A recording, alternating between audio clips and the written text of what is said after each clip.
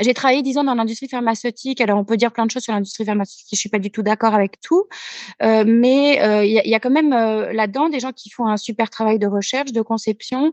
Il y a des gens qui sont soignés. Il y a des maladies qui tuent plus alors que il y a 50 ans, on en mourait. Donc, je me mets pas du tout en compétition avec ça. Et pour la cigarette, c'est pareil.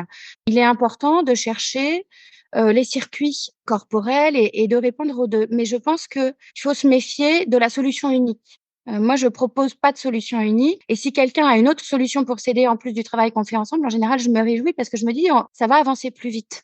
Quand les gens me disent: «J'hésite à prendre des antidépresseurs», enfin, le sujet des antidépresseurs, c'est un sujet que je connais mieux, sur le plan, médical. Les recommandations de l'Académie de médecine pour le traitement de la dépression, c'est la psychothérapie. Pour soigner une dépression, c'est la psychothérapie.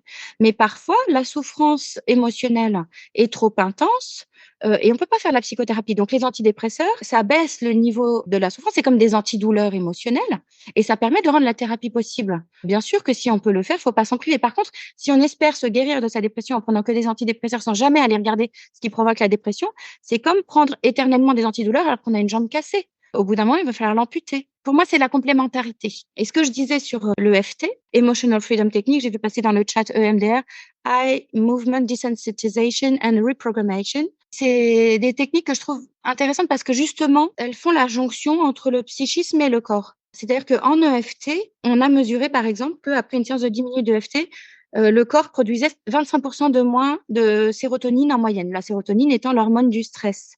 Donc ça veut dire qu'on arrive, en activant à la fois l'information intellectuelle, l'émotion et le corps, à résoudre le problème. Mais il faut adresser tous les paramètres. Moi, je me méfie de ceux qui disent, «Faites comme moi et vous n'aurez plus besoin des autres». Ça, pour moi, c'est problématique. Mais sinon, c'est très bien les patchs anti-nicotine et cetera, j'ai rien contre, au contraire.